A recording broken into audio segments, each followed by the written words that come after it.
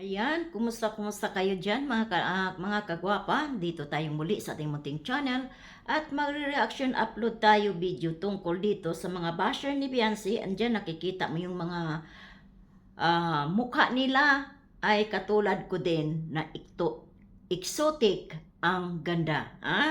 Andyan si Ina Escalante nabuhay. Nabuhay. Si Lorlene Pedroso. Mga may edad na kayo dangs, Nita Bolante, Joe Flores Abiliera, at Noemi Vicente. Andyan sila, andyan yung mga mukha nila. At mukha namang mga nanay. Alam ninyo mga nanay, na tulad ko din. Asikasuhin na lang ninyo yung mga sarili ninyong mga anak. Baka ay napariwara na bago kayo makialam sa issue na hindi ninyo alam ang buong katotohanan. Pero bago ang lahat, tayo ay mag-shoutout muna sa ating mga kasamahan dyan, na andyan si Ate Lydia Nabida, Jacqueline Ducosin, Ermagalo Mix Vlog, Kaberks TV, Hasa 26 TV, Cell TV PH, Ate Glo Official at ang inyong lingkod. Maraming salamat sa suporta ninyo, mga Katim Guapa Charity. Shoutout sa inyong lahat. Maraming salamat. At shoutout na rin sa lahat ng mga grupo ng mga sponsor na may kanya-kanya silang mga kagrupo at laging nakasuporta kay Beyonce. May mga bagong grupo pero sila pa rin yan noong panahon at iba ang pangalan na ginawa nila. Kaya shoutout sa inyong lahat dyan. Hindi ko na kayo may isa-isa pa. At sa lahat ng mga sponsor, shoutout sa inyong lahat. At ayan, balik tayo dito sa ating pinaka-thumbnail. Anong sabi dito? Ni Noemi Vicente. Noemi Vicente. Anong sabi mo dito? Malunod ka sana sa dagat at mamatay ka. Ano kaya ang pakiramdam, Miss Noemi Vicente, kung sa anak mo sasabihin yan? May taong magsasabi sa anak mo, anong pakiramdam? Ano ang kasalanan ni Beyonce sa iyo mismo? Sa iyo mismo na pagsabihan mong mamatay na sana malunod sa dagat. Baka mabalik sa iyo yan. Hindi maganda yung mga pinagsasabi mo. Miss Noemi Vicente? Asikasuhin mong mga kulubot mo dyan, tulad na din sa akin, no? Tulad na din sa akin ang kulubot mo, Miss Noemi Vicente. Kung wala ka lang naman ibang sabihin dito kay Beyonce, yung malunod pa sa dagat. Masama yan. Nangaliya ka sa kamatayon sa tao? Mahirap yan. Ingat sa mga pinagsasabi mo. Baka mabaktuyo sa'yo yan. Miss Noemi Vicente? Asikasuhin mo yung mga kulubot mo dyan bago ka makikialam sa issue ni Beyonce. At ikaw, Joe Flores Abiliera. Sana all. Baka mabali ang pakpak kisa mataas lipad nun. Bakit? Tingin ninyo? Nagmamalaki na? Dahil nakita ninyo na may mga blessing na dumanating sa buhay niya? Kaya ganyan na kayo kung makapagsalita sa kanya? Joe Flores Abiliera? Grabe kayo kung makapagsalita. Bata lang yan kalaban ninyo. May mga kulubot na ang mga mukha nyo, mukha natin, liig. Lalong-lalo na dito banda sa mata natin, gilid ng ating mata. Halatang-halata na ang mga kulubot ninyo, kulubot natin. Pero kung makapagsalita kayo, sa isang 18 anyos, parang nakapatay na, parang may nagawa ng masama sa pamilya ninyo. Akala niya sa sarili niyo, perpekto kayo. Grabe kayo, ito ka pa. Nita Bolante. Nita Bolante, tingnan mo mukha mo, liig mo kulubot na din. Bakit kayo?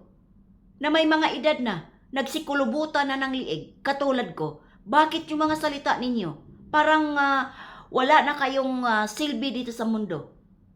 Mga pinagsasabi ninyo, puro hindi maganda sa kapwa. Pag binalikan kayo namin ng salita, tulad ng sinasabi ninyo dito kay Beyonce, nasasaktan kayo. Huwag ninyong gawin sa iba para hindi gawin din sa inyo. Dahil masakit din yan pag sa inyo gagawin. Anong sabi mo dito? Bagay kayo ni Pisot kasi bilat mukhang pera. Ikaw hindi ka mukhang pera at wala kang bilat? Nita Bolante? Hindi ka mukhang pera at wala kang bilat? Sa edad mo na yan? Kalaban mo bata? Hindi ba hinog na hinog yung pag-iisip? Pagsabihan mo ng ganon? Nita Bolante, daig mo pa ang taong walang pinag-aralan. Walang good manners. Hindi marunong rumuspeto kahit bata. Dapat tayo na may edad, tayo mag-guide dyan. Hindi yung kayo ang magturo ng mga hindi magandang mga salita. Nita Bolante? At ikaw, Loren Pedroso, yang mga parang tagyawat dito sa mata mo? Mukhang mayroon kang mga tagyawat na parang butig. Mawawala lang yan kung ipaliser. Yan, hanap ka ng pera. Paliser mo yan. Kung may butig-butig ka diri sa mata na parang tagyawat. Kasi dito sa picture mo, mukhang mayroon ka. Sikasuhin mo yan bago ka makialam sa buhay ni Beyonce. Anong sabi mo dito? For the views lang yun. At di naman nagsabi si Kalingap Ido na hihingi ng second chance. Si Tikyo baka naghihintay na suyuin ang kurimaw. Hoy, Loren Pedroso, sino ba ang nag-umpisa sa salitang yan? Doon sa vlog ni Olives TV. Sa pagtatanong nila kay Preda, panoorin mo, doon nag-umpisa yan. Yang second chance yan. At pumunta yang Kalingap Ido mo doon, kasama ang magulang, nakikiusap. At hindi naman din tinupad kahit yung ina nagmamakaawa, Loren Pedroso. Matigas at mataas ang ego ng Kalingap Ido mo. Sinong kurimaw? Ikaw ang kurimaw. Ikaw ang kurimaw. Hitsura mo pa lang mukha ka ng kurimaw di ba? Kurimaw sa imong mata? Bakit? Si kay Beyonce ba nanggaling yang second chance na yan? Sa inyo na side, doon sa vlog ni Olives TV. Panoorin mo yun. Doon nag-umpisa ang salitang second chance. Hindi sinabi ni Beyonce o naghintay si Beyonce ng second chance na suyuin siya. Hindi niya kailangang suyuin, Loren Pedroso, dahil siya mismo ang umayaw. Mayroon bang umayaw na siya din ang susuyo? Baliw ka ba? Baliw ka ba? Loren Pedroso? Ang dami ninyong mga luki-luki. Mga luki-luki kayong mga panatiko.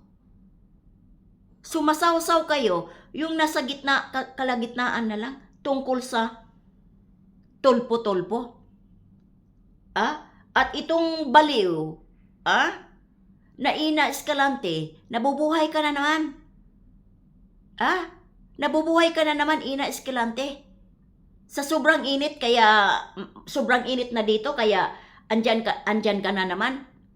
Gumagana na naman yung utak mong, kinalawang na. Anong sabi mo dito? Gumising ka, Beyonce. Iparok mo yang ulo mo para matauhan ka.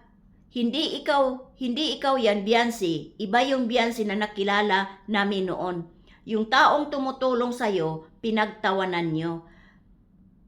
Ginasuya nyo pa ang pagsasalita. Sa tingin mo, Beyonce, ikaganda ng image mo yan? Isa pa tong ipalakol, very bad influence kay Beyonce. Hoy! Wala kaming pakialam dyan sa palakol na binabanggit mo. Ina Escalante? Sino bang sumira sa image ni Beyonce? Di ba kayo? Di ba kayo ang sumira sa image ni Beyonce? Kung yung paggaya ni Beyonce sa boses, maraming gumagawa dyan. Marami ang gumagawa dyan, mga artista. Nagkataon lang na ginaya ni Beyonce. Sobrang galit ninyo na?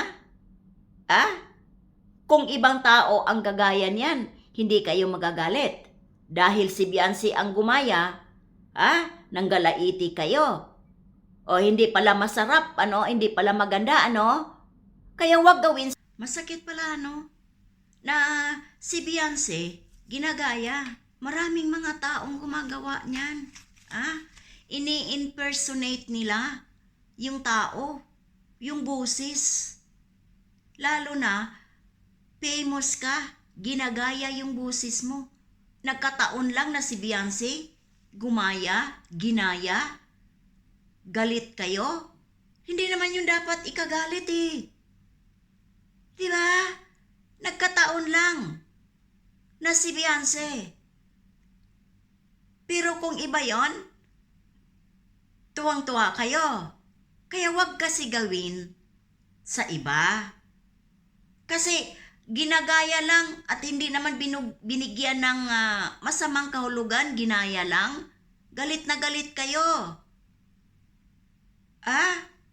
Ano na kaya kung binigyan ng kahulugan, ginaya at binigyan ng kahulugan, ay mamatay-matay na siguro kayo, Diba?